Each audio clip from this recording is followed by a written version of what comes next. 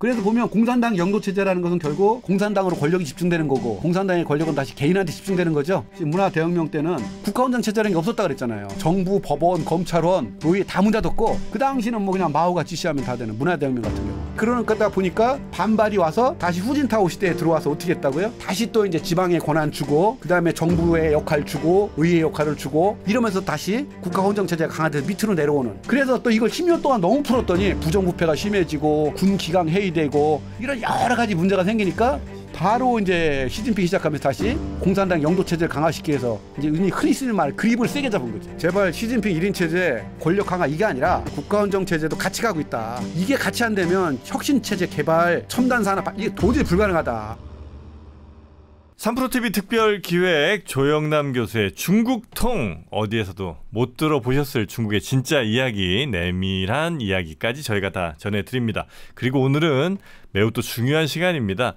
혹여라도 시간 문제로 아니면 뭐 등등 다른 거 보느라고 바쁘셔서 중국통을 못 보신 분이라면 일단 요 편만이라도 확실히 보시면 지난 시즌2를 한번 정리도 하실 수 있고 그리고 시즌2에서 나왔던 중요한 이야기들을 오늘 아마 빼놓지 않고 하나하나 짚어드릴 테니까 오늘 이 시간만큼은 놓치지 말고 꼭 함께 하시기 바라겠습니다. 오늘도 중국통 이야기 전해주실 우리 조영남 교수님 어서 오십시오. 예, 안녕하십니까. 네.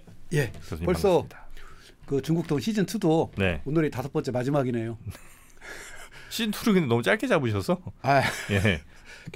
저 2권에 10번 했으니까 한 권에 5번. 그래서 조금 죄송스러운 게 네. 많은 얘기를 너무 압축적으로 욕심내서 하다 보니까 네. 조금 좀 듣기에 좀 힘드셨지 않았을까. 근데 이제 중국을 본격적으로 하는 분 아닌 이상은 교양 정도 수준으로는 이 이상 더 할 필요는 없을 것 같아요. 맞습니다. 그죠? 예.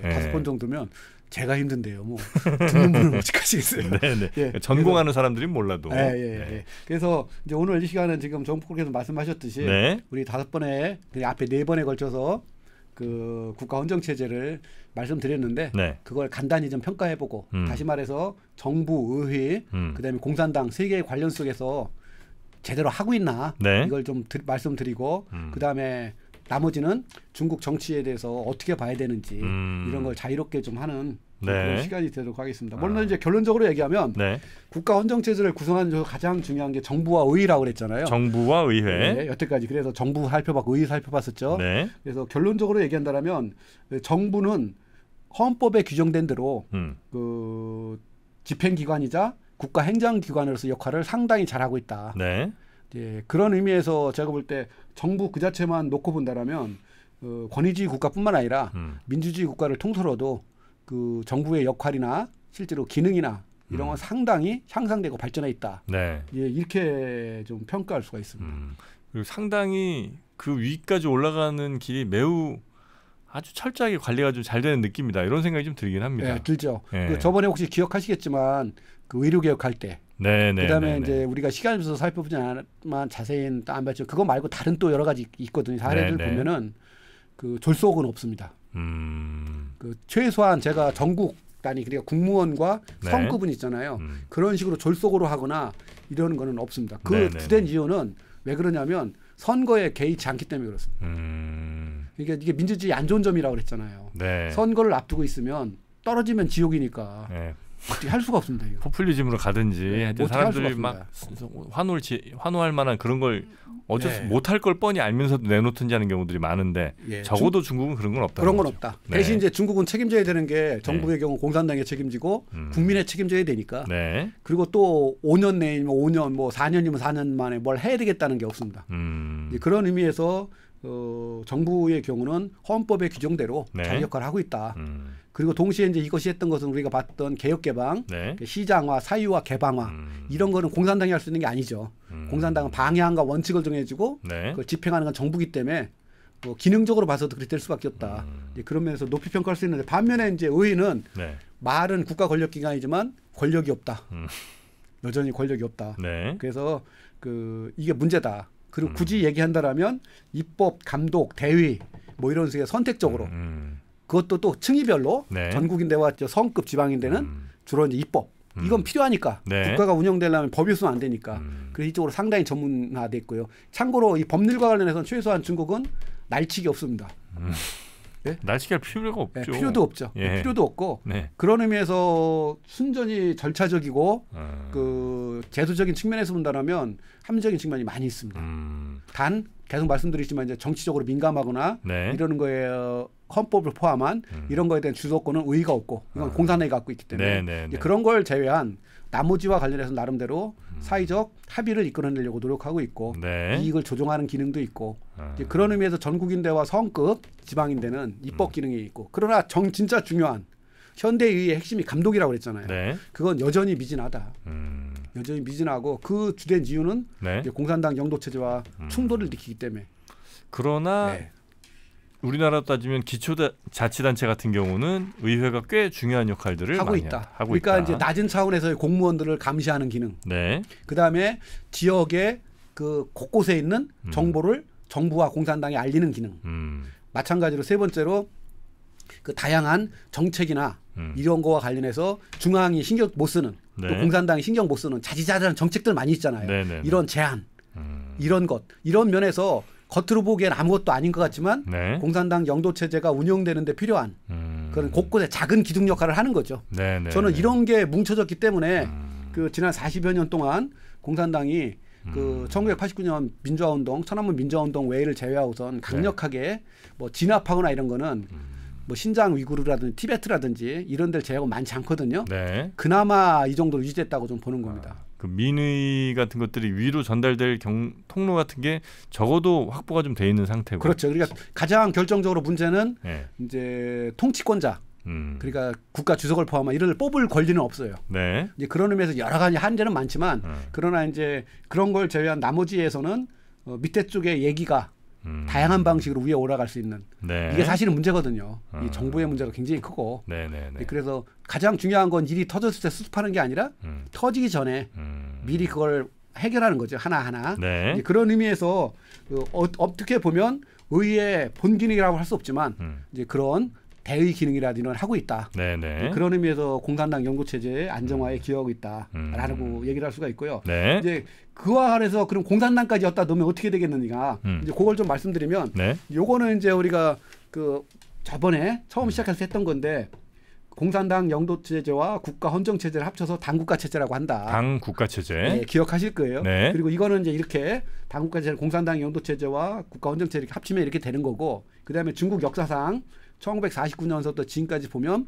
크게 세 가지 유형이 있었다. 네. 그래서 공산당 영도체제와 국가 헌정체제가 완전히 하나로 통합돼서 네. 사실은 이제 공산당 영도체제가 모든 걸 다 해먹는 이런 게 하나가 있어. 그게 마오 시대. 네. 그 다음에 또 하나는 이제 실패했지만 두 개를 나눠보려고 했던 1987년. 그러나 이제 천안문 민주화운동이 일어나고 소련 무너지고 동유럽 무너지면서 바로 폐기해버렸고. 네. 그래서 현재는 절충형 두 개가 이렇게 결합해 있는데 위법치국 법을 통해서 결합돼 있는 요거를 그대로 대입시켜 보면 공산당과 그 정부의 그런 그 역할을 보면은요. 네. 자 이렇게 볼 수가 있습니다.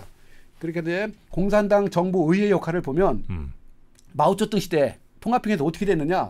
주요한 정책을 다 공산당이 제안을 하는 거고. 네. 그 다음에 정책 승인과 결정도 공산당이 하고.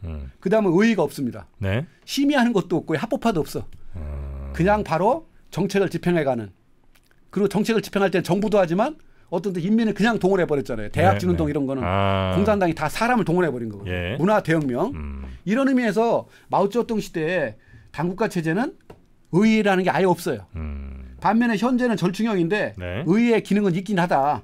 그래서 역시 정책 제안은 주로 지금은 이제 공산당보다는 정부가 합니다. 네. 개혁 개방 자체가 다 정부의 일이니까.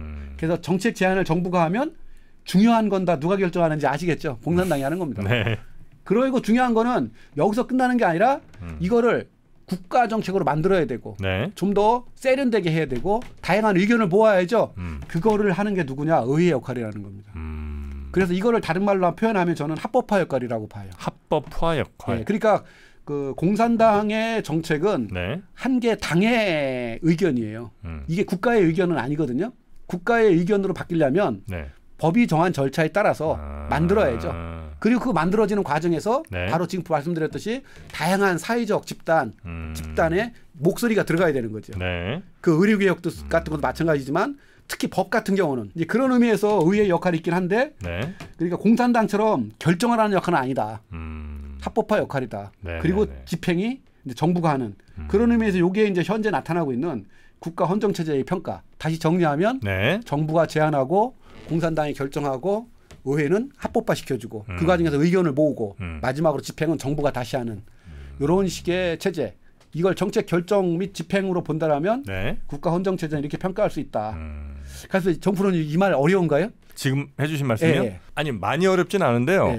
결국 공산당이 제일 핵심 키를 쥐고 있는 건 맞는 거죠. 그러니까 공산당 이걸 한국에 적용한다라면 정책 승인 결정에서 공산당 결정이 없는 거예요.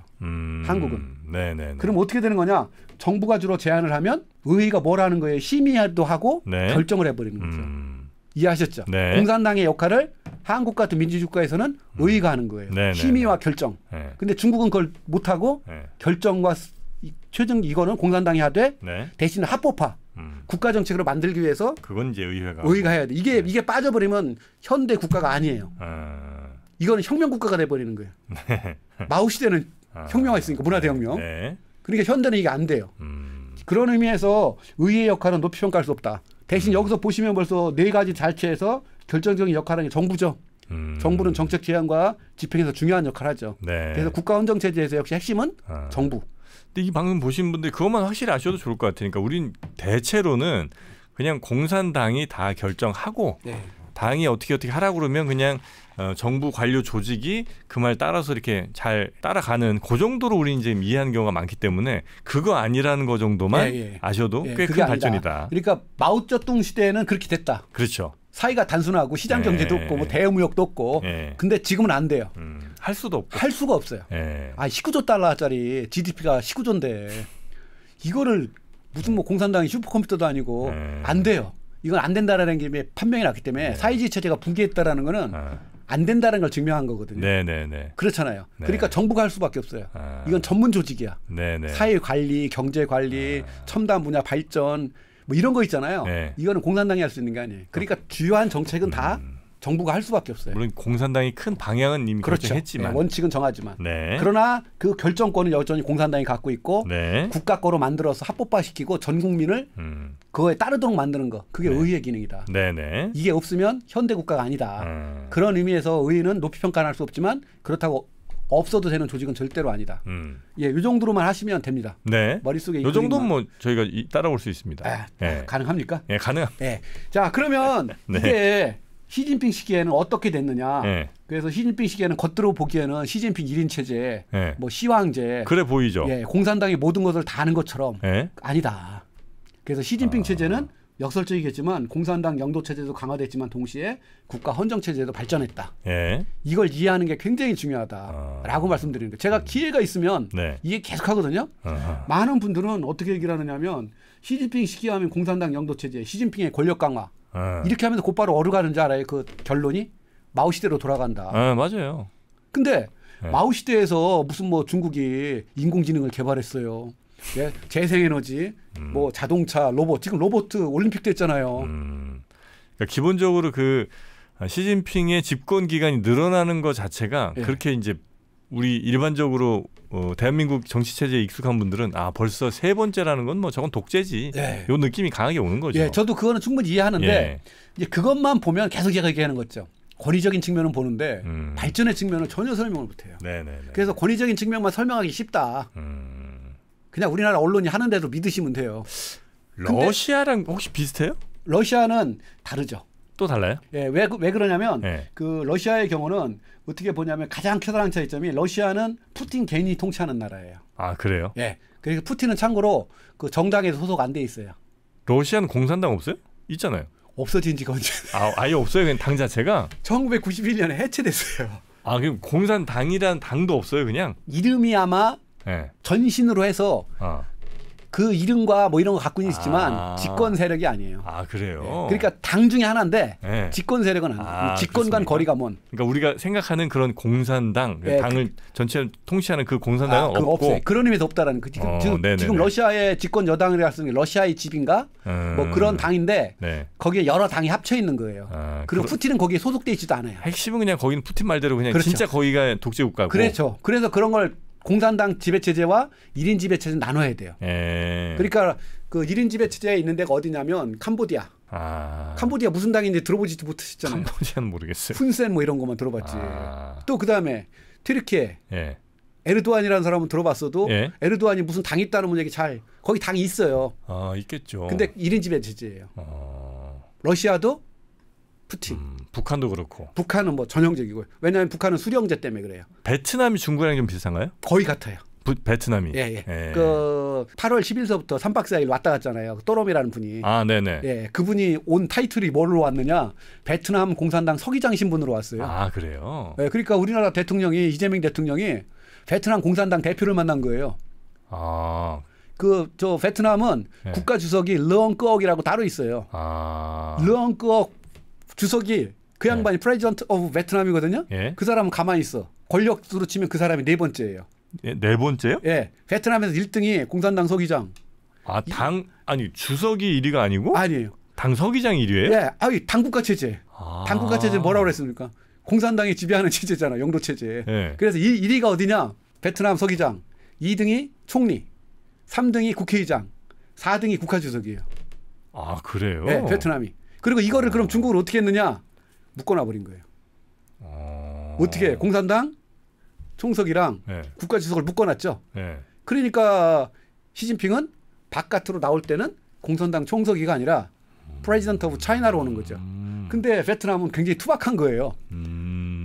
그러니까 지금 솔직히 말하면 격히게 맞추려면 베트남 공산당 대표가 나오셨으니까 우리나라도 민주당 대표가 나와야 되는 거예요. 그래요? 그렇잖아요. 근데 권력 서열 1위는 그 당 서기장이고. 네, 서기장이에요. 또람. 근데 우리는 이제 대통령 1위니까. 그러니까 대통령 1위니까. 그래서 이게 안 맞아 지금. 그래서 그 또람 그 서기장은 두 가지 있어요. 사실 시진핑하고 비슷해요. 뭐냐? 공산당 서기장과 중앙군사위원회 서기. 당권과 군권을 갖고 있고. 군권을 갖고 있구나. 그 다음에 행정권은 총리한테 주고, 입법권은 국회의장한테 주고, 그 다음에 명예직인 국가주석은 그냥 거의 그 명예직이에요? 명예직에 가까워. 중국도 시진핑 주석의 국가주석은 명예직이에요, 사실상. 그래요? 그래서 시진핑이 국가주석으로 행사하는 건 주로 해외에 나갈 때. 그다음에 외빈을 만날 때.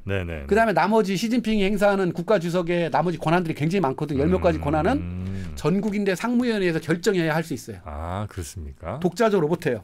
그러니까 그 시진핑의 경우도 제가 이제 공산당 영도 체제가 강화됐다. 그래서 인사 통제, 조직 통제, 사상 통제, 부패 척결 무지하게 세졌잖아요. 이건 더 이상 말이 필요 없을 정도로 우리 시청자들은 다 알아요. 근데 빠뜨리는 게 있다. 그게 뭐냐? 국가 헌정 체제도 상당히 발전했다. 그래서 그걸 보여주는 거로 뭐 제가 얘기했는데 공산당 역사상 있잖아요. 공산당 중앙위원회에서 단 한 번도 법치라든 이런 걸 갖고 중앙위원회 회의를 해본 적이 없어요. 근데 시진핑이 최초로 했어요. 그래요? 네, 진짜 최초로 했어요. 그만큼 중시 여기는 거예요. 또 마찬가지로 1981년에서 1990년대까지가 덩시아핑 시대라고 그러거든요. 92년 그때 그 공산당이 제정하거나 수정한 공산당 규정, 당규가 74건이거든요. 그러니까 1년에 74건 다 해서 10년 동안. 그러니까 1년에 한 7건 만드는 거죠. 근데 시진핑은 2018년 있잖아요. 1년 동안 74건을 만들었어요. 그래요? 네. 이게 많은 분들이 계속 놓치는 건데 이것처럼 시진핑 시기가 있잖아요. 국가 법률도 가장 많이 만들었고 당내 규정도 가장 많이 만들었고 동시에 공산당 중앙에 있을 때까지 한 번도 한 적이 없는 의법치국이라는 법률 제도 그다음에 법치와 관련된 걸 갖고 중앙위원회를 열었고 본인의 권력이 커진 게 아니네요. 그죠? 그러니까 상대적이라는 거예요. 제가 계속 얘기하는 게 장점인 후진타오와 비교했을 때 시진핑으로는 권력이 집중된 집단 제재 쪽에서의 1등이다. 근데 그걸 갖고서 시진핑의 권력이 뭐 덩시아핑을 능가하고 마오쩌둥에 버금간다. 이건 거짓말이다. 말이 안 되는 거다. 독재자들은 이렇게 하지 않는다. 그러니까 언론이나 또 공부한다는 학자들은 이런 걸 모르잖아요. 그러니까 그냥 겉으로 보이는 오래 하고 타이틀 많이 갖고 있고 혼자 다 하는 것 같으면 대빵이야. 근데 중요한 거는 제가 계속 말씀드리는 거 우리 24 당대회 때 똑같이 얘기했는데요. 공산당 내규가 하나도 바뀐 게 없다. 정치국 운영 규정, 정치국 상무위원 운영 규정 바뀐 거 아무것도 없고 하다못해 제가 계속 그때도 강조했던 건데 시진핑이 1인 체제를 하려면 딱 하나만 보시라. 공산당 중앙 주석제가 부활되나 안 되나. 그게 부활이 되면 1인 체제 달라지는 거예요. 아, 맞는데. 제가 전에 그랬던 말씀드렸던 기억하면 마오는 주석이지 않느냐. 거기서 말하는 주석은요. 마오쩌둥 주석은 공산당 중앙 주석이에요. 그리고 마오 주석과 다른 정치국 상무원의 관계는 상하 관계예요. 네. 근데 1982년에 덩샤오피라는 사람이 마오 같은 독자자가 또 나오면 안 된다. 그래서 공산당 중앙 주석직을 없애버렸어요. 아예. 그러다 보니까 시진핑의 공산당 내 타이틀은 총석이잖아요. 총석이라는 말은 한국말로 하면 사무총장이라고 그랬잖아요. 영어는 그래요. 제너럴 세크리터리라는 말이 네. 유엔 사무총장.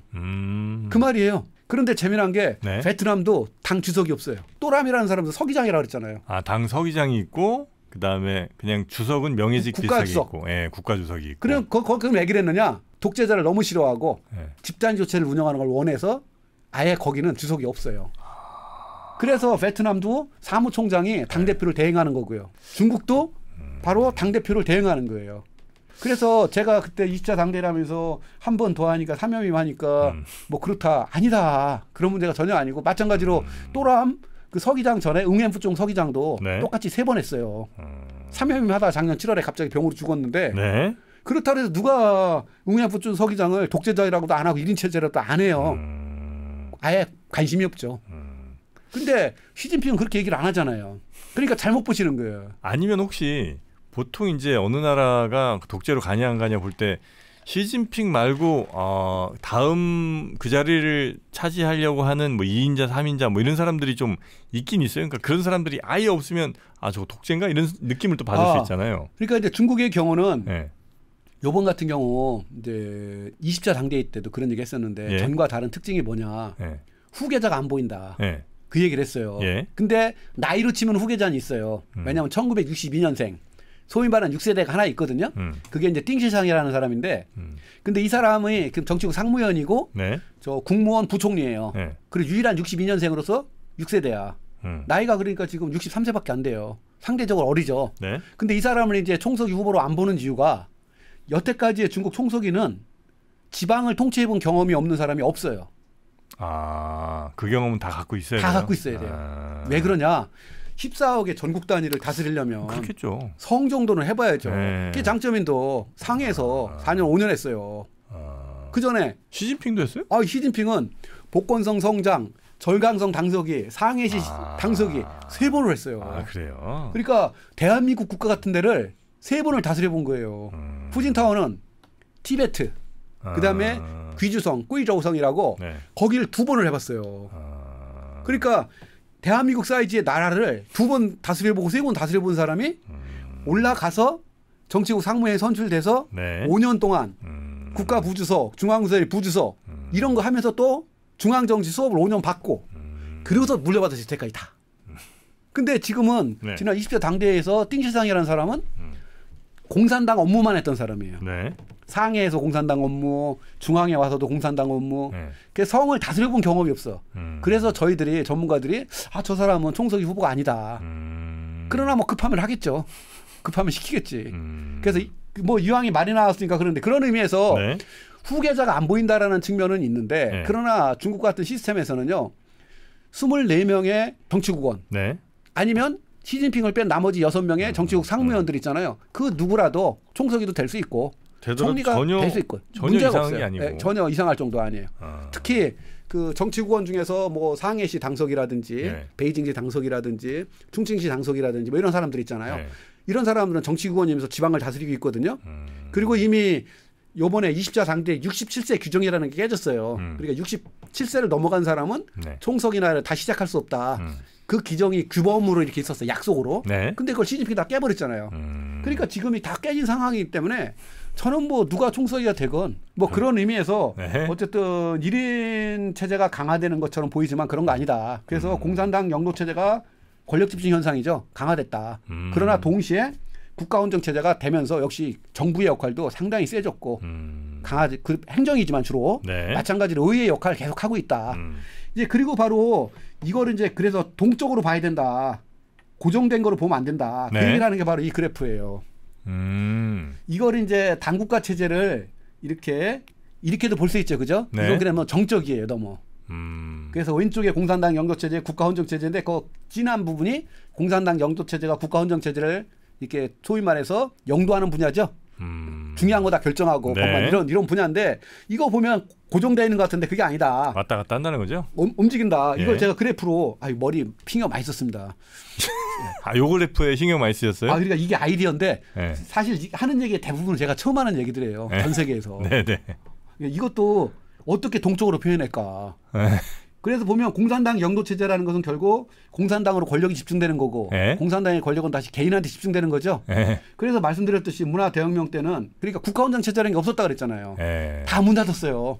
정부, 법원, 검찰원, 의회 다 문 닫았고 네. 그 당시는 뭐 그냥 마오가 지시하면 다 되는 문화 대혁명 같은 경우. 그다음에 문화 대혁명에 마오의 지시를 받는 혁명위원회가 있어갖고 그럴 때는 뭐 국가라는 건 없어요. 그러니까 국가원정 체제 빵 네. 0이고 오로지 그냥 그런 마오. 거죠. 네. 이게 극단의 상태. 예. 그러다가 이거 갖고 개혁 개방 안 되니까 쭉 하면서 국가원정제 즉 헌법에 규정된 정부의 역할과 의회 역할을 강화시켰죠. 이 말이 이제 이해하실 거예요. 근데 의회가 법을 막 만들고, 네네네. 그다음에 시장화, 그다음에 개방화 이런 걸 정부가 막 추진하고 이러면서 헌법에 규정된 권한을 가꾸면서 행사하기 시작하는 거예요. 네. 그러니까 공산당의 역할이 확 줄죠. 네. 그 극단이 1987년 공산당 10장 자산이 이때가 바로 뭐냐? 공산당과 국가를 분리하는 정책을 시작했을 때. 이게 계속됐으면 저는 공산당이 권력을 잃었을 수도 있다고 생각해요. 네. 예를 들어서 공산당의 인사권도 확 줄여버렸고 영도 소재는 거 막 싹 다 없애버렸어요. 공산당이 개입을 못하도록. 이거 하고 났더니 88년서부터 이제 동유럽에서 문제가 생겼고 89년에 천안문 민주화가 생겼고 동유럽이 무너지니까 보수파들이 바로 폐기해버리고 다시 영도 소재 다시 만들고 뭐 하고 하면서 장점인식이 10년은 굉장히 중앙의 권력이 셌어요. 근데 이제 그러는 거다 보니까 반발이 와서 다시 후진타오 시대에 들어와서 어떻게 했다고요? 다시 또 이제 지방의 권한 주고, 네. 그다음에 정부의 역할 주고, 의회의 역할을 주고, 이러면서 다시 국가 헌정 체제가 강화돼서 밑으로 내려오는. 네. 그래서 또 이걸 10년 동안 너무 풀었더니 부정부패가 심해지고, 군 기강 해이되고 이런 여러 가지 문제가 생기니까 다시 좀 바로 이제 시진핑 시작하면서 다시 공산당 영도 체제를 강화시키기 위해서 이제 흔히 쓰는 말 그립을 세게 잡은 거죠. 네네네. 그리고 이걸 말을 안 듣는 거에 대비해서 반부패 운동 굉장히 세게 하고 지금도 세게 하고 있다고 그랬잖아요. 그때 진짜 엄청 때려잡았던 것 같아요. 지금도 그래요. 지금도 2024년, 2023년 있잖아요. 이거 중국 공식 통계예요. 1년에 50명씩 장관급 처벌했어요. 장관들이 50명씩 구속됐다니까요. 그 부정부패 때문에? 부정부패. 그다음에 장군들이 40명이 구속됐어요. 2년 동안. 물론 집권 1기. 네. 2012년에서 2017년 동안에는요. 1년에 88명이 구속됐어요. 장관급들이. 그러니까 88명에서 50명이 많이 줄긴 했어도 세게 잡는 거예요. 그때 뭐 유명했던 말이 뭐 파리부터 뭐 호랑이까지. 네. 이제 공부한 그 중국통 일 그냥 한 게 아시네. 파리뿐만 아니라 호랑이도 때려잡는다. 그랬죠 그때. 예, 그게 시진핑의 슬로건. 네, 그래서 유명한 사람도 그때 많이 들어갔어요. 네. 지금도 들어가고 있어요.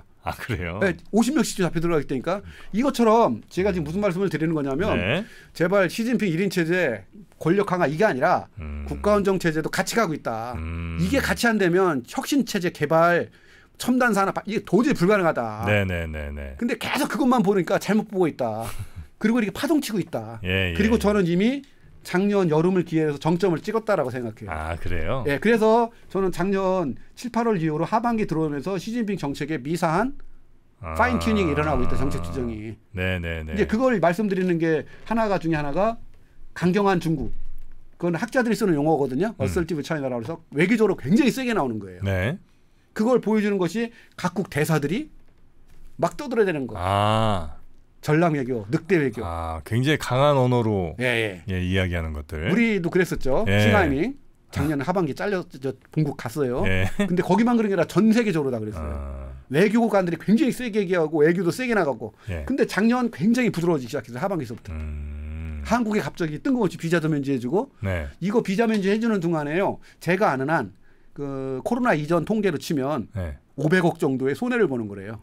누가요? 중국이? 왜? 비자피. 500억이나 돼요? 1년에 얼마나 많이 가? 하나 하는데 그 6만 5천 원. 야, 그렇다고 500억이나 돼요? 그게? 제가 그 대사관 쪽에 자료로 들었어요. 한참 중국 많이 갈 때 있잖아요. 그 비용만. 그리고 이건 국가 간의 자존심이에요. 근데 작년에 11월 1일 날 한국은 중국에 대해서 비자 면제 안 했잖아요. 근데 거긴 먼저 풀었으니까. 먼저 풀어준 거예요. 일방적으로 푸는 거예요, 그냥. 그건 굉장한 유화책인 거죠? 유화책인 거예요. 이건 굉장히 큰 유화책이고요. 근데 이게 한국한테만 그런 게 아니라 한 30개 국가한테 다 풀어버렸어요. 그거를 이제 한국이나 이런 데 언론에서 어떻게 보도하냐. 중국 돈이 궁해. 네, 맞아요. 근데 답답한 게 작년 토탈 GDP가 19조 달러예요. 관광객들이 거기서 돈 쓴다 그래서 얼마나 쓰겠어. 보이지도 않는 돈. 그렇죠. 그거 돈 때문에 그런 게 아니에요. 사실 뭐 때문에 그런지 아세요? 트럼프가 집권할 걸 알았기 때문에 선제적으로 한 거예요. 중국에 대한 통제, 견제 다 시작하잖아요. 제가 이제 작년 하반기가 안식학기라 중국에 갔었는데 9월, 11월 두 번 국제회의 참석하고 11월 말에는 이제 중국 산업시찰을 했었어요. 국제대응 교수라고. 그래서 화웨이 뭐 본사도 가고 막 여러 기업 갔었는데 9월 달에 이제 가서 이제 청와대 교수를 북경대 교수라고 만나서 그때 한참 이제 막 그 조 바이든 후보죠, 대통령. 그다음에 트럼프 후보가 막 해면서 누가 될지 모른다 이럴 때였거든요. 중국 학자한테 물어봤어요. 니네 어떻게 생각하느냐. 요번에 트럼프가 또 되면 니네 진짜 힘들 텐데 트럼프가 된다고 그러더라고요. 그때 이미 중국에서는 판단을 내렸어요? 학자들이 그랬어요. 그래서 니네들 확신하냐. 된대. 그리고 바로 이런 거 한 거예요. 그러니까 무슨 얘기냐면 정책이라는 게 아까 말씀드렸잖아요. 이게 얼마든지 바뀔 수 있는 거고 시진핑의 권력이 약화돼서 그런 게 아니라 이런 식으로 조정이 또 지식인 통제도 상당히 완화됐어요. 그 제가 이제 2023년에 한번 북경에서는 굉장히 큰 회의를 갔었거든요.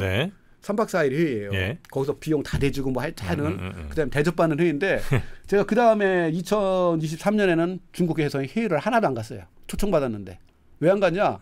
3박 4일 회의하는데 사실 공식적인 내용은 재미가 없어요. 그때도 뭐 국가 부주석이 와서 키노 스피치하고 뭐 다 이러거든요. 뭐 장관들이 와서 발표하고 재미 하나도 없죠.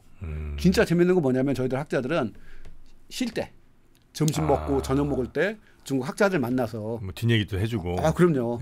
그 사람들이 한국에도 궁금한 거 또 니네가 바라보는 중국 이런 얘기 해주고 또 저는 궁금한 얘기 듣고 또 거기서 막 가면 가끔 만나는 친구들도 있어요. 근데 2023년에 무슨 일이 있었느냐? 밥을 안 먹는 거예요, 이 친구들이. 그냥 공식적인 회의 딱 하면 가. 그리고 그 친구 중에서 호텔에 묵는 친구들이 있거든요. 왜냐하면 상해에서 온 친구들도 있고 막 이래갖고 묵는데 다 도망가는 거예요. 그럼 말 못하게 다 명령이 내려. 나중에 알아봤더니 외국인을 만나고 이러면 보고해야 된대요. 그래. 학술을 하는데. 그다음에 너무 재미가 없는 게 뭐 시작했을 때 시진핑 주석이 무슨 얘기했는데 이렇게 시작하는 거예요. 그러니까 시진핑 삼연임하면서 군기를 팍 잡은 거예요.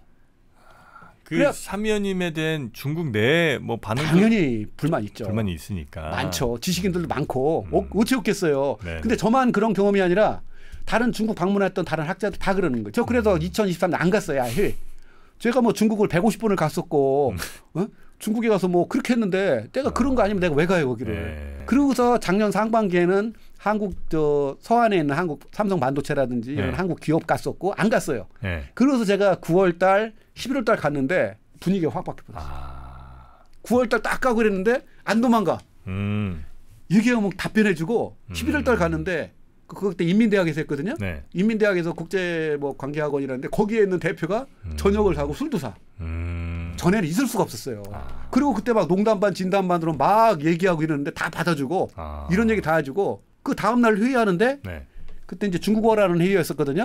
그다음에 이제 막 한중 중심으로 한 뭐 이런 회의였었는데 그 공산당 중앙에 있는 대외연락부 국장이 와서 하루 종일 앉아 있었어요. 전에는 그런 일 없었어요. 이게 상당히 바뀌는 거예요. 이게 다 뭐 때문이라고요? 주된 이유가 트럼프 2기 들어서서 한판 붙으려고. 그러면 동시에 외교 정책을 특히 작년 하반기서부터 눈에 띄게 줄은 개인 숭배. 시진핑 개인 숭배가 확 줄었어요. 하나 더 재미있는 얘기를 해주면 작년 하반기 아마 11월 25일 그쯤이었었는데 우리 국제대학원 교수들 7-8명하고 저희들은 이제 여름방학 겨울방학 때 해외를 나가서 보거든요. 봐야 돼요. 그때 이제 초청을 받아갖고 하웨이 그 심천 본사를 갔었는데 그때 이제 거기 밥을 한 끼 거기 있는 부의장이 샀어요. 왔으니까 서울대 교수라. 그래서 막 다양한 얘기를 막 하는데 그중에 제가 그냥 다이렉트로 두 가지 물었어요. 사실은 그분한테. 하나가 뭐냐. 그때는 이제 트럼프 다 당선된 다음이었었어요. 트럼프가 당선되면 니네 힘들지 않느냐. 전에도 트럼프가 당선돼서 화웨이 니네 콕 찍어서 기술 통제하지 않았느냐. 그거에 대해 어떻게 생각하느냐. 그리고 또 하나는 왜 니네 돈 안 푸냐. 중국 정부가 경제 코로나 끝나고 어려운데 안 풀었거든요. 그러니까 통상적인 의미에서의 금융 정책과 통상적인 의미에서 재정 정책을 했지 우리처럼 소비 쿠폰 풀거나 이런 거 일체 없어요. 돈 왜 안 푸냐. 그거에 대해서 그 양반이 어떻게 답변했느냐. 네. 첫 번째 문제와 관련해서는 우리 걱정 안 한다. 트럼프가 집권했을지라도 다 대비가 돼 있다. 그래요? 그러면서 무슨 얘기를 하느냐면 우리는 요새 마오쩌둥의 지구전론이라는 논문을 공부하고 있다. 마오쩌둥이 그런 논문을 썼어요? 논문이라고 할 수는 없지만 네. 글 많이 썼어요. 제가 지금 마오쩌둥 사상에 대한 연구를 하고 있는데 그 사람이 쓴 책만 있잖아요. 46권이에요. 그래요? 네, 제 방에 46권 있어요. 그거 지금 열심히 오늘 읽다 왔는데 계속 거기에 보면 유명한 지구전론이라는 논문이 있는데 이게 어떤 논문이냐면 1938년에 쓴 논문이에요. 일본이랑 싸울 때 지구전 벌이는? 예, 아시는구나. 일본이 1937년에 31년에 만주를 점령한 다음에 37년에 중국 본토를 시작했거든요. 그래서 1년 동안 그 연해 지역을 싹 다 점령해 버렸어요. 북경서부터 시작해갖고 뭐 상해, 뭐 남경, 그때 남경 대학살도 벌어진 거고 해갖고 이쪽 여기가 어느 정도냐면 동북 삼성하고 이 연해 지역을 다 점령했다는 것은 중국의 대도시와 공업지대가 다 뺏겼다라는 거예요. 이거에 관해서 중국 공산당 내부에서 엄청난 동요가 있었고 두 가지 주장이 나온 거예요. 하나가 뭐냐? 일본 못 이긴다 우리가. 화친하자 뭐 이런 거. 그렇죠. 화친론. 여기서 협상을 해서 그거 땅 떼어주고 이거라도 지키자. 이런 화친론자. 또 하나는 근거 없는 낙관주의자들. 근거 없는 낙관주의자가 뭐냐? 우리가 인구가 얼마고 일본은 얼마고 쟤네는 저런 나라가 이렇게 해서 갖고 이거 1, 2년 못 버틴다. 우리 땅덩이 넓어. 우리가 인민이 얼마고 우리가 바로 이길 수 있다. 1, 2년 이내에 끝낼 수 있다. 이게 이제 속승론이라고 그래요. 하나는 화친론, 하나는 속승론. 속승론 빨리 이길 수 있다. 이 두 가지가 팽배했던 거예요. 그거에 대해서 마오가 두 개 다 혁파하면서 뭐라고 했는데 웃기지 마라. 거시적으로 보면 우리가 반드시 이긴다. 이길 수밖에 없다. 그러나 오래 걸린다. 7, 8년 걸린다. 근데 제가 그러면서 그걸 얘기하는 거예요. 우리는 다시 말해서 미국과의 경쟁을 지구전으로 보고 있다. 근데 조금만 더 소개해드리면 거길 보면 마오가 얘기하기를 일본이 질 수밖에 없다. 그 얘기를 하는 이유가 그런 거예요. 첫째, 일본의 국력과 중국의 국력을 보면 일본은 오래 못 버틴다. 왜 오래 못 버티냐? 전쟁을 하기 위해서 1년에 쓰는 군비가 얼마고 이걸 아무리 동원해봤자 고갈된다. 반면에 중국은 땅덩어리가 넓고 무지하게 크기 때문에 그리고 중국에서 싸우는 거기 때문에 처음에는 당하지만 준비가 안 돼 있어서 그 다음에는 만들고 이렇게 하면 몇 년 지나고 나면 회복이 된다. 나름 인사이트가 좀 있네. 있는 거예요. 대단한 사람이에요. 이게 첫 번째 이유고요. 두 번째 이유가 처음에는 일본이 준비돼서 이렇게 하고 치는 것 같지만 그 다음에 일본과 독일과 이탈리아에 반대하는 전 세계의 나머지 민주국가들이 들고 일어날 수밖에 없다. 야, 똑똑한데? 그 중에서 핵심이 미국과 영국이다. 그거 어떻게 알았지? 그러니까 대단한 통찰력이 있는 거예요. 그 다음에 소련이다. 미국과 영국과 소련이 결국은 이 독일과 일본 이런 파시즘을 놔주지 않는다. 왜냐하면 결국 일본은 중국만 치는 게 아니라 소련까지 칠 수 있는 거고 독일도 폴란드만 치는 게 아니라 결국 소련을 치는 거고 결국 소련 쳤잖아요. 이제 그래서 결국은 일본은 중국과만 싸우는 게 아니라 전 세계 민주국가와 싸워서 밖에 없다. 이게 두 번째 이유. 그 다음에 세 번째 이유가 도덕적으로 잘못됐다. 정의롭지가 않다. 정의로운 전쟁이 아니다. 우리가 하는 전쟁은 정의로운데 반해서 저건 정의롭지 않다. 침략 전쟁이니까. 그렇죠. 저건 침략 전쟁이고 우리는 방어 전쟁이기 때문에 정의롭지 못한 전쟁은 세계의 인심을 얻었어. 그 다음에 더 심각한 문제가 일본 내부에서의 반란이 일어날 수밖에 없다. 야, 똑똑한. 실제로 그 말대로 다 됐잖아요. 다 됐어요. 그게 미국한테도 그렇게 될 거라고 보는 거예요. 이 사람들은. 그래서 그 얘기를 듣고서 저 곰곰이 오면서 트럼프가 올 1월 20일 날 취임했잖아요. 그러면서 관세 때리고 이런 걸 딱 보니까 마오가 했던 얘기를 갖고 한번 분석을 해보니까 이게 심각한 거예요. 무슨 일 첫째, 지금 이 상태로 계속 이잖아요. 트럼프가 저는 하면은 미중 간의 국력 격차 있잖아요. 이거 뒤집어집니다. 트럼프가 계속 이렇게 강공으로 가면. 거기다가 만약 트럼프가 이 양반이 3년 반 후에 물러나서 다른 대통령이 나오더라도 트럼프 비슷하게 되잖아요. 그런 정책을 한다라면 저는 10년 후에는 뒤집힌다고 저는 생각해요. 왜 그러냐? 미국이 가장 잘하는 건 다 버리고 가장 잘못하는 걸 하고 있어요. 그렇죠. 무슨 제조업을 다시. 예를 들어서 전 세계 인재들 다 빨아들여서 그 인재들이 바로 혁신, 첨단 이런 거 다. 그렇죠. 뭐 AI 하고 다 했잖아요. 전 세계 우수한 인재. 근데 지금 나가라는 거잖아요. 니네들. 오지 말라. 그다음에 과학기술 쪽 R&D 분야를 분야에 때 20% 30% 깎고 있어요. 미래를 포기하는 거거든요. 나사도 예산 엄청 깎았어요. 30% 깎았어요. 다른 거 어떤 데 20% 막 다 깎아버려. 그다음에 또 미국이 여태까지 경쟁이거든요. 다 열어놓고 그렇죠. 붙어서 근데 지금 관세로 막아버리고 있죠. 그다음에 미국의 최대의 장점이 뭐냐. 진짜로 아니건 어쨌건 아메리칸 밸류 해갖고 민주, 인권, 법치 이런 걸 하면서 도덕적 우위에 섰거든요. 그리고 또 동시에 그걸 기반으로 해서 중국이 못 갖고 있는 게 동맹이에요. 중국의 최대 약점이 바로 소프트 파워와 동맹이 없다라는 거거든요. 미국은 그걸 갖고 있잖아요. 근데 그걸 지금 다 깨버리잖아. 캐나다 패버리고 멕시코 패버리고 얘기 없잖아요.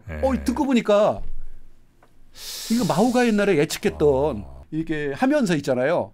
이렇게 얘기를 하면서 대응을 하고 있다라는 거예요. 준비를. 그리고 제가 지금 무슨 얘기를 하느냐면 그 중국의 경우 시진핑 정부가 그 공산당 영도체제를 아무리 강화했다고 해도 상황과 조건에 따라서 얼마든지 융통성이 바꿀 수 있고요. 그래프가 움직인다라는 거예요. 그 중에서 하나가 이제 그 중국 그 국민들도 짜증나고 이러는 게 특히 코로나19 3년을 겪으면서 있잖아요.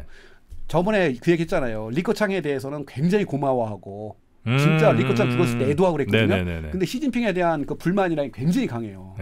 제가 그 얘기 들었잖아요. 그런 상태에서 텔레비전만 틀면 시진핑 나오고 끄떡하면 뭐 시진핑 두 가지 확립해갖고 시진핑의 당 중앙 및 전당의 핵심지를 확립하고 시진핑의 지도지 확립하고 이딴 소리만 계속 해대면 더 짜증나죠. 짜증나죠. 그리고 이게 쑥 들어가 버렸어요. 이런 게 지금 제가 뭘 말씀드리는 거냐면 우리가 중국 정치 체제를 볼 때 상당히 유연하게 봐야 된다. 이게 고정된 게 아니다. 그러니까 공산당 영도 체제와 국가 헌정 체제가 같이 결합해 있고 상황과 조건에 따라서는 사이클이 있다. 그리고 지금 중국은 그 사이클이 꺾이는 사이클이다. 그래서 당정 간부에 대해서는 그립은 아직도 세게 쥐고 있지만 다른 주변 국가, 그다음에 중국 내부의 지식인들, 그다음에 소위 말하는 밉상 사는 개인 숭배 이런 걸 상당히 부드럽게 하면서 가고 있다. 이런 걸 종합롭게 봐야 우리가 중국을 잘 볼 수 있다. 이 얘기를 지금 드린 겁니다. 예, 이렇게 동쪽으로 보자. 끝으로 그 중국은 혹시 민주화로 갈 가능성은 거의 없다고 보시는 거죠? 그래서 바로 이제 첫 시간에 우리 시즌 2 시작하면서 제가 그 얘기했었잖아요. 이론과 현실이 안 맞을 때는 어떻게 되느냐. 이론을 고집하면 자기의 세계적인 뭐 석학이건 뭐 돌덩이인지 모르겠는데 고집을 할 수 있지만 설명을 못 하잖아요. 그러니까 근대화론 이거 말이 안 된다. 그러면 이제 저한테 질문할 수 있죠. 너는 그럼 어떻게 보느냐. 중국 어떻게 될 것 같으냐. 그래서 이제 제가 공산당 영도 체제와 국가 헌정 체제로 묶여진 당국가 체제가 어떻게 될 것인가에 관한 지난 48년에 관한 제 관점을 얘기한 게 있어요. 제가 10년 전부터 하는 얘기인데 그것만 간단히 소개시켜드리면 결론을 얘기하면 중국 체제는 상당히 지속될 거다. 현 체제가? 현 체제가 갈 거고 동시에 그거는 나름의 합리성과 나름의 경쟁력이 있어서 그런 거다. 그리고 동시에 이건 중국만의 경험이 아니다. 쉽게 표현하면 동아시아에 이런 경험 많았다. 그러니까 중국만 이상하게 보지 말자. 이 얘기고요. 이걸 조금 좀 풀어서 좀 설명해 주면 우선은 저 정치가 어떻게 될 것인가. 경제가 발전한다. 이거 상대적으로 쉽거든요. 토탈 GDP가 늘어나고 1인당 GDP가 늘어나고 뭐 이런 거 하면 경제 발전한다 보통 얘기하잖아요. 그러면 정치 발전이라는 건 뭔가 요거 이제 시청자분들이 생각을 안 하는데 학자들은 두 가지를 얘기해요. 두 가지가 다 이루어지면 정치가 발전했다. 첫 번째가 뭐냐? 국민이 말 그대로 정치의 주인이 되는 것. 많은 사람들이 권력을 갖게 되는 것. 그걸 이제 정치 민주화라고 그러죠. 이해하실 겁니다. 국민의 기본권 다 보장이 되고 다당제하고 이런 거를 이제 정치 민주화라고 그래요. 학술 용어로는요. 다른 말로도 민주건설이라는 표현을 씁니다. 이건 진짜 필요한 거예요. 이거는 우리가 인간다워지는 아시아에서 이거의 대명사가 한국과 대만이에요. 이건 자랑해도 좋아요. 진짜 한국이 엄청난 겁니다. 근데 이것만 갖고는 안 돼요. 왜냐하면 이 정치 민주화가 중요하지만 이걸 해결이 못하는 게 있어요. 그게 뭐냐? 정치적 공공재를 공급을 못해요. 정치적 공공재? 정치적 공공재라는 게 뭐냐면 그 정프로님은 국가가 정프로님한테 뭘 가장 해줬으면 바라느냐라는 거예요. 저한테요? 난 세금만 안 가지고. 그럴 수 있죠. 그러니까 치안 정도 잘해주고 교육. 그렇죠. 뭐 이런 거 정도면 될 것 같아요. 그걸 말하는 거예요. 지금 정확히 말씀하셨어요. 그래서 국가의 기능이 있잖아요. 국가만이 공급해 줄 수 있는 그걸 정치적 공공재, 줄여서 정치재라고 해요. 이건 다른 게 못 해줘요. 국가만이 반드시 해줘야 되는 게 있어. 그게 권위주의건 민주주의건 상관없어요. 이걸 못하면 국가가 아니야. 외세로부터 뭐 보호해준다든지. 첫 번째가 안전이에요. 그게 외세로부터 날 지켜주지 못한 국가가 아니에요. 그다음에 두 번째가 지금 말씀하신 대로 질서예요. 법 질서. 열심히 벌어놨는데 다 뺏어가. 밤에 못 나가. 이거는 그렇다고 자경단을 둘 수는 없잖아요. 예. 보디가드 둘 수 없죠. 이게 두 번째. 세 번째가 뭐냐? 복리예요. 교육, 의생, 그다음에 최소한의 그 생계 이런 건데 확보를 해줘야죠. 국가가 해줘야죠. 이런 거를 정치제라고 그러거든요. 민주화가 이걸 보장하진 않아요. 그렇죠. 민주화된 국가라고 그게 잘 돼 있지는 않죠. 그럼 뭐가 이걸 해주는 거냐? 정치 제도가 해주는 거예요. 예를 들어서 투자를 해서 경제를 발전시키려면 그거에 필요한 법률 제도, 투자 제도 이런 거 무지하게 있어야 돼요. 그렇죠. 하다못해 인프라 한번 깔으려고 해보세요. 뭐 변호사 지금 검찰 개혁 하고 있는데 이거 하루아침에 되는 게 아니에요. 의료 제도, 의사 양성 어떻게 할 것도 시작해갖고 엄청나게 복잡하죠. 이걸 다 뭐라고 부르냐면 정치 제도화, 국가 건설이라고 불러요. 이거의 대명사가 바로 동아시아에서 싱가포르예요. 제도화, 정치 제도화는 너무 잘 돼 있군요. 이게. 그러니까 싱가포르 국민들이 기본 자유라든지 그다음에 경쟁성 그런 거 잘 안 돼 있어요. 그래서 싱가포르는 소프트 어서리테리언이즘 연성 권위주의 국가를 부정하는데 그런데 1인당 국민소득 6만 5천 달러, 세계에서 가장 부패 없는 나라, 공정한 나라. 이게 바로 정치 제도화. 이게 바로 1997년 중국이 건설하고자 하는 게 싱가포르 모델이라고 그랬잖아요. 이게 두 가지예요. 선진국은 이게 200년에 걸쳐서 두 개가 같이 왔어요. 근데 개발도상국, 한국을 포함한 대만을 포함한 이런 나라들은 둘 중에 어느 것을 할래 선택할 수도 있잖아요. 동아시아 발전국가 모델이라는 게 뭐냐. 정치 제도를 먼저 선택했던 거예요. 그거 시범이 누구냐. 그게 바로 일본이었었어요.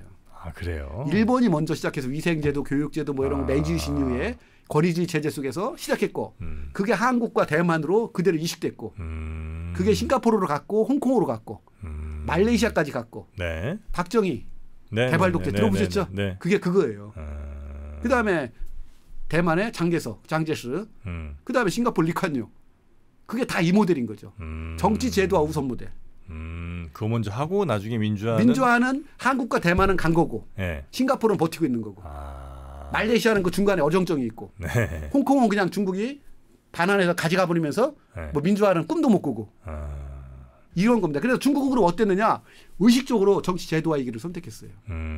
제가 이제 덩치아핑 시대의 중국이라고 세 권짜리 책을 썼는데 거기에도 나오거든요. 덩치아핑이 머릿속에는 싱가포르이 있었어요. 그래서 첫째 명제예요. 커다란 싱가포르이 되고 싶은 거군요. 그렇죠. 그러니까 정확히 표현하면 중국 대륙에 싱가포르를 만들고 싶은 거예요. 생각해 보세요. 그리고 1997년에 위법지국을 만들었을 때는 그게 구체화된 거예요. 그러니까 싱가포르를 어떻게 얘기하느냐. 세계 최고 수준의 행정에 미흡한 정치 민주화. 그거죠. 중국이 딱. 그다음에 이것이 두 번에 걸쳐서 그래서 첫째는 아까 말씀 1987년에 있잖아요. 이건 민주화 모델이에요. 공산당과 국가를 분리시켜서 뭐 해보려고.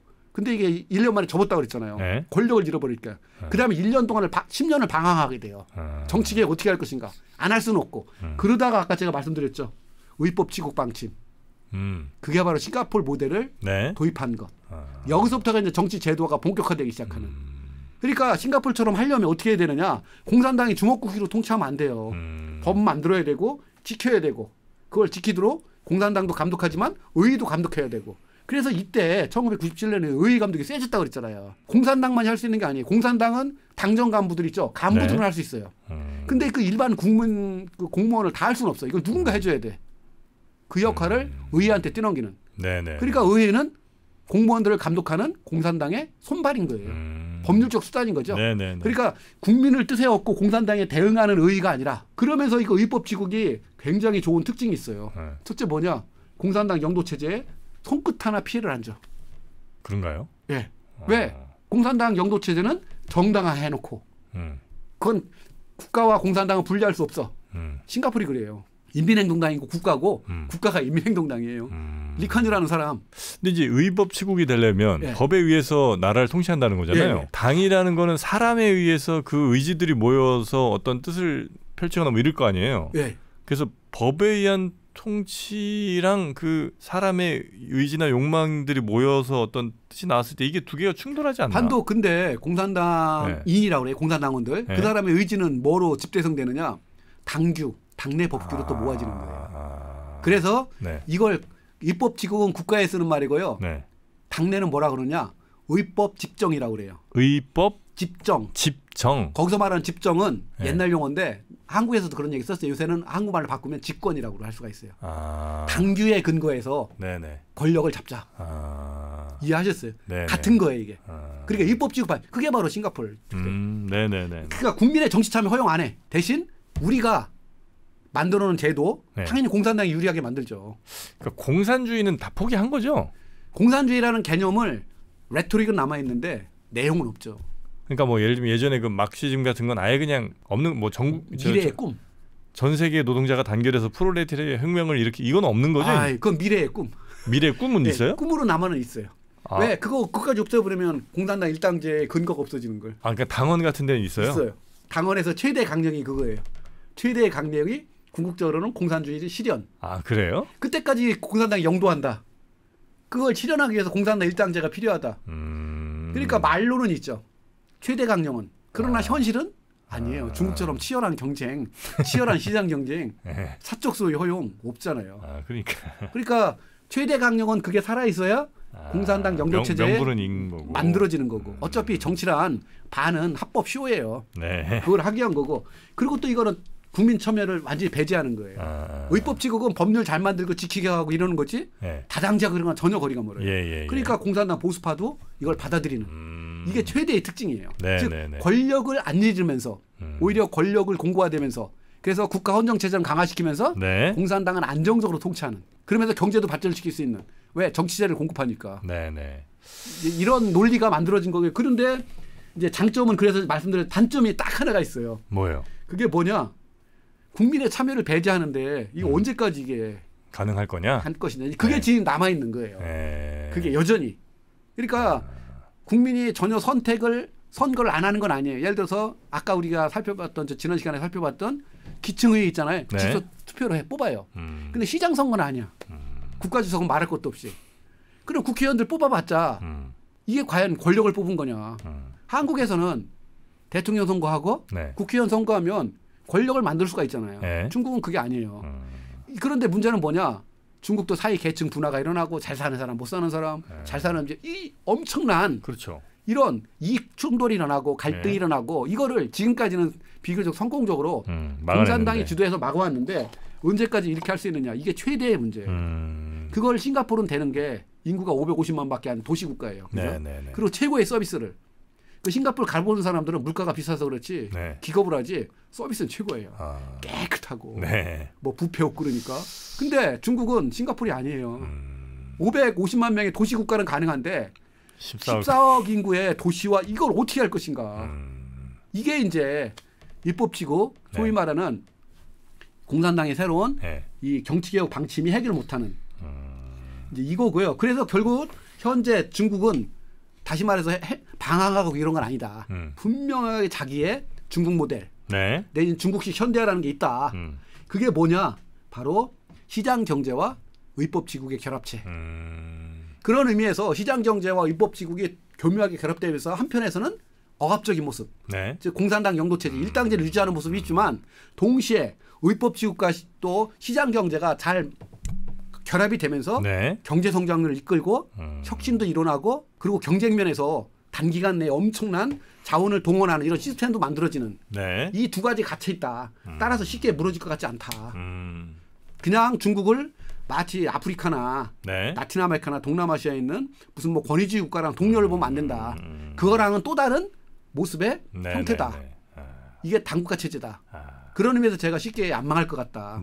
그리고 단기적으로 미국과 경쟁할 때도 어떤 면에 상당한 경쟁력이 있을 수 있다. 그게 이제 오늘까지 얘기입니다. 보신 내용, 그러니까 오늘까지 이제 중국을 보셨을 때 그런 판단을 이제 하셨다는 거잖아요. 그래서 근데 이걸 이런 판단을 내리려면 공산당만 보면 안 되고 정부와 의회를 포함한 국가 헌정 체제를 봐야 돼요. 아마 정프로님이 제 말에 수긍은 안 하실지 몰라도 저 친구가 무슨 얘기 하는 것 같다는 걸 이해하셨다라는 거는 대충 알겠다라는 거는 정부하고 의회를 저랑 같이 이야기를 했기 때문에 이제 들어오기 시작하는 거예요. 중국이 어떻게 돌아가는지 정도를 이제 가볍게 이해한 것 같습니다.